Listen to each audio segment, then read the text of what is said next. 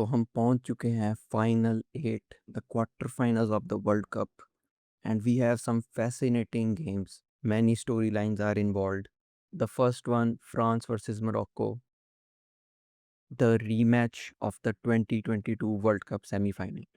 Fascinating game to start the last 8. France mostly people की favorites है इस tournament को जीतने के लिए. They have been the best team in the tournament, some might say, and they have showed it कि हाँ ये जैसे करके भी गेम्स जीत ही जाते हैं. They have too much attacking power, too much depth in the squad, and solid defensively.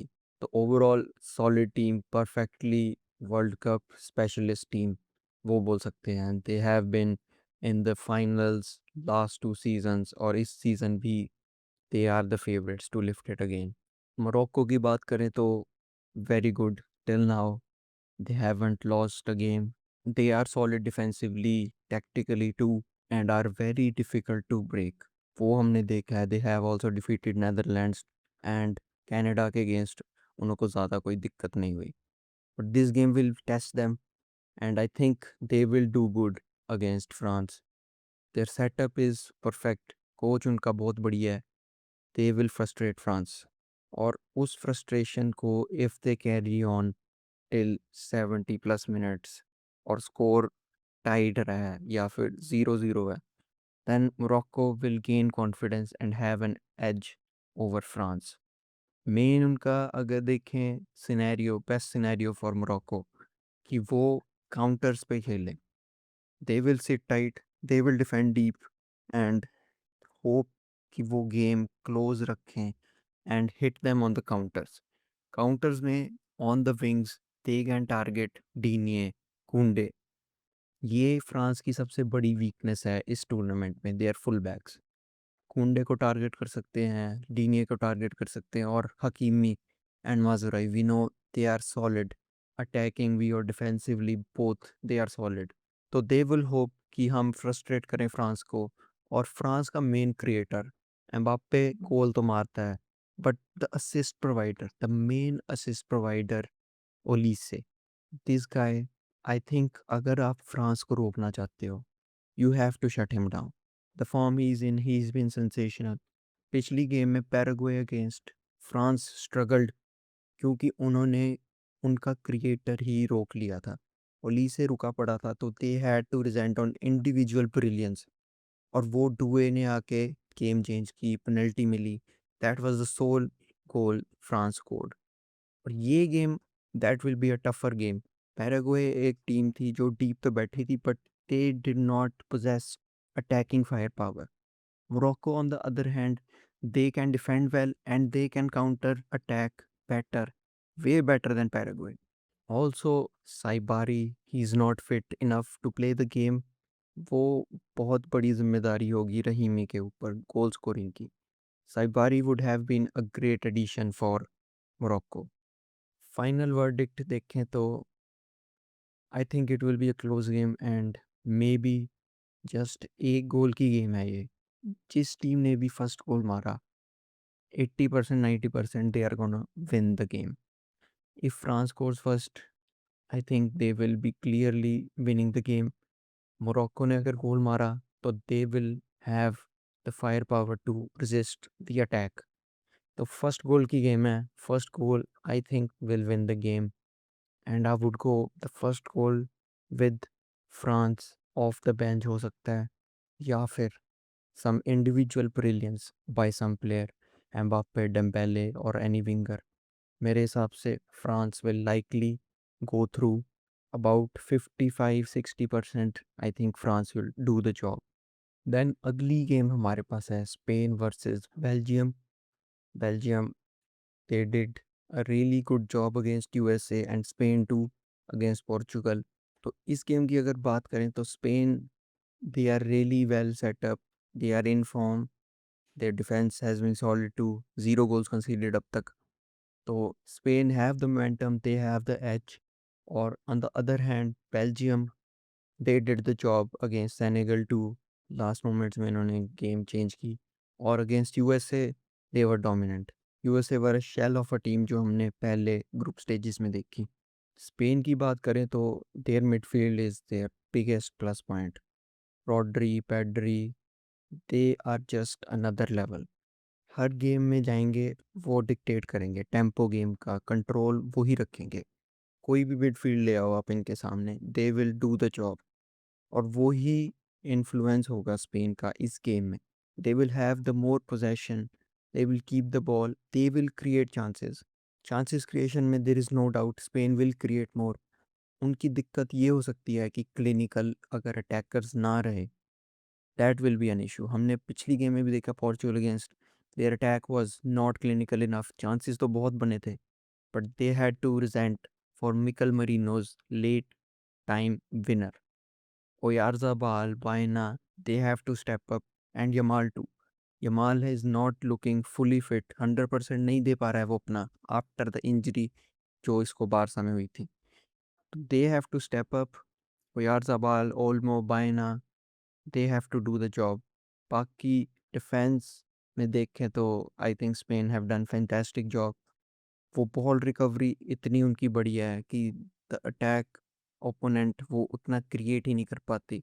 For Belgium अगर देखें तो as a team they can defend well, and in this game अगर 1v1 आप आइसोलेट ना करो इनको विंगर्स अगेंस्ट या Yamal against, Trossard has to help out, and Lukebakio too if he starts has to help out. वो concern भी होगी कि मिडफील्ड में इनके पास ओनाना वो नहीं है, ACL कारण Onana is not playing. Tielemans, Vanaken, KDB, Raskin, इन चारों में से कोई तीन स्टार्ट करेंगे। और अगर केडीबी देखें तो इस सीज़न, इस tournament, he has not been that good. Age factor आ गया है उसमें, और and I think he might be on the bench still. And Doku की बात करें तो poor tournament from him. He was subbed off in the game against Senegal, which completely changed the game for Belgium. Or USA against B, coach took some big decisions and benched Doku. Doku वो control नहीं provide करता जो Trossard या Lukebakio provide करते हैं। Doku will be on in this game, late stages में भी आ सकता है, मे बी स्टार्ट भी हो सकता है। अगर पोरो अगेंस्ट हो तो Doku will have advantage. Against Llorente the game is different, तो they can regent on Doku coming on late stages में। Lukaku too can be a threat aerially, क्योंकि aerially I think Spain will have a disadvantage.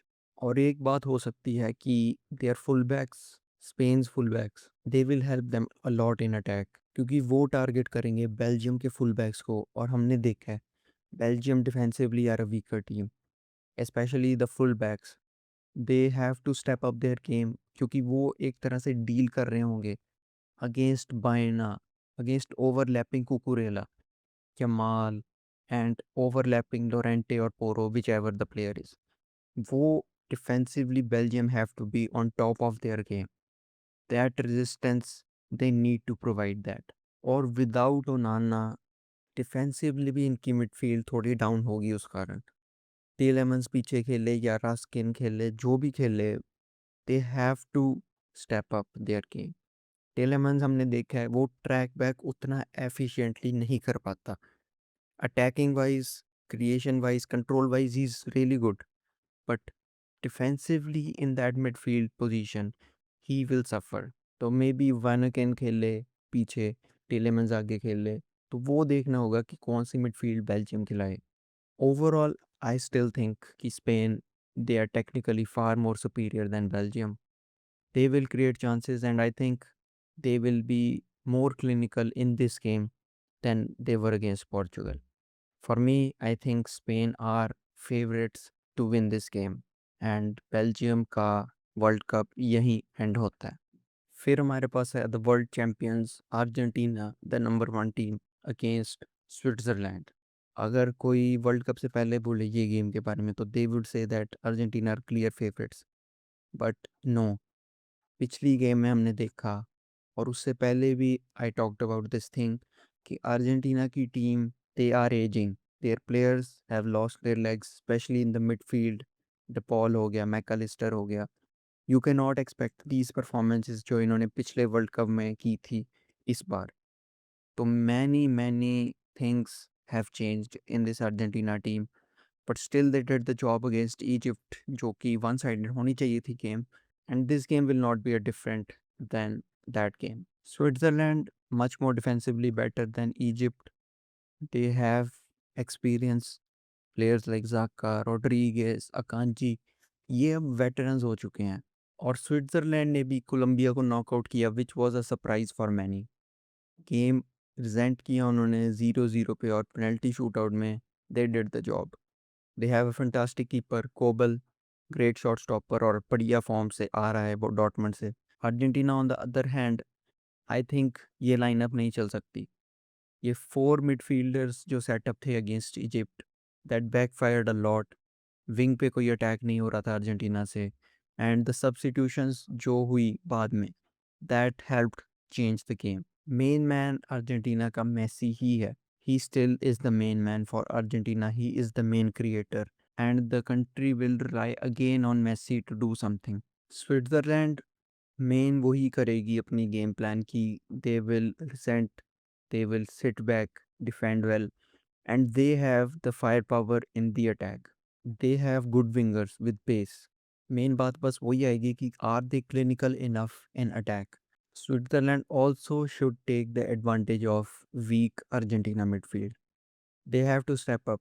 Simple as that. उनको खेलना ही उस thinking से होगा कि हाँ, हमने देखी है इनकी मिडफील्ड स्ट्रगल कर रही, इनके प्लेयर्स स्ट्रगल कर रहे पिछली गेम्स में, तो they will have to take advantage of that.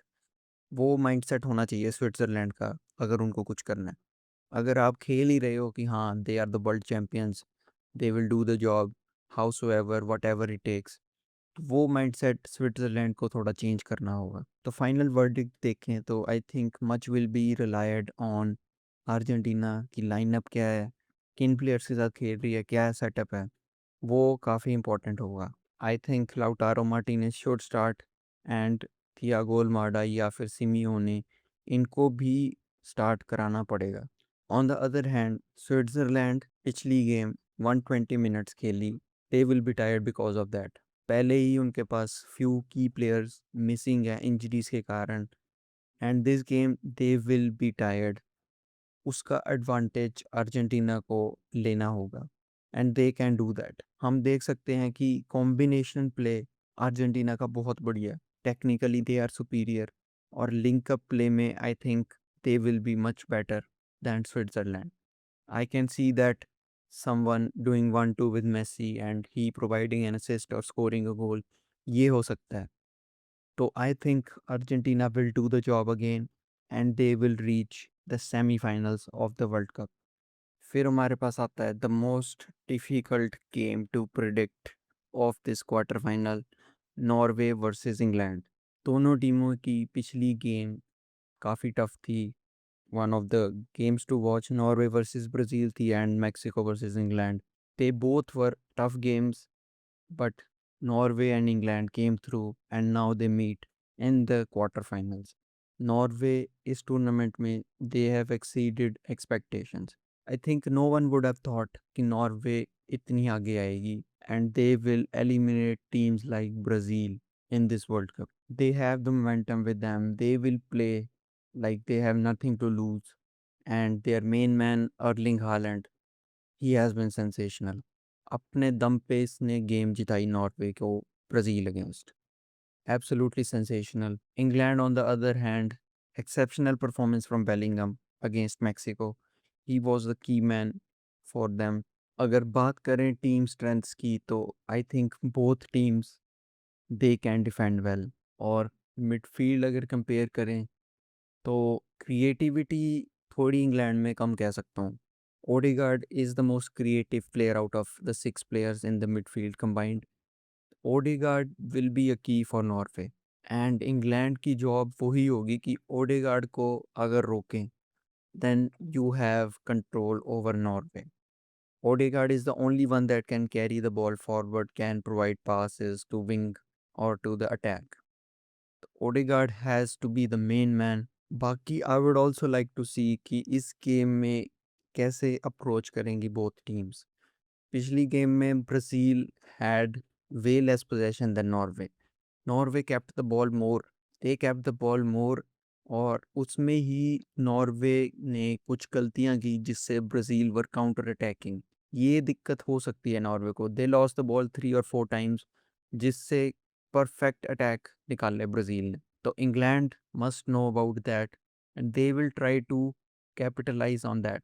Tuchel, he does not like possession. He can play in various styles and form. I think he would pinpoint कि हम ऐसा ही खेलें कि let them have the ball, let them try to break us down and we will play on the counter. Counters पे they can be dangerous. Players like Rashford, Noni Madueke, Gordon, Saka, जो भी खेले इनमें से, they have the speed and they will cause issues to Norway. Then their number 9 Harry Kane, उसको ball provide करो तो he will score. The form he is in, he has been sensational. So Norway have to learn from their mistakes previously and इस game में they have to keep focus on. बाकी एक दो changes और भी मैं एक्सपेक्ट करना चाहता हूँ कि नॉर्वे से, कि सॉरलॉथ कुछ प्रोवाइड नहीं करता विंग पे। आई थिंक इसकी जगह आप शेतरलुक को खिला सकते हो या ऑस्कर बॉब को खिला दो। दे विड प्रोवाइड मच मोर देन सॉरलॉथ। वो देखेंगे कि क्या करता है कोच नॉर्वे का। बाकी फिजिकली तो both teams cancel out. This game will be just on individual brilliance. कोई प्लेयर होगा जो स्टेप अप करेगा इस गेम में and take the game away from the other team. Maybe Haaland हो, मे बी ओडेगार्ड हो, may be cane, Bellingham, इनमें से कोई भी हो सकता है प्लेयर। और ये गेम वैसी ही होगी, क्लोजली कंटेस्टेड गेम होगी and has to be someone individually जो स्टेप अप करे इस गेम में और डिसाइड करे ये game. Tuchel, I think he knows how to play on his strengths and also exploit others' weaknesses. So that will be a key. And I think Norway का campaign यहाँ पर end होगा and they will go out of the World Cup and England will qualify for the semi-finals. So England, Argentina, France and Spain, mostly the favorites, he I think will qualify. तो on this analysis कोई upset नहीं होगा इन games में and we'll see what happens next because in football you never know.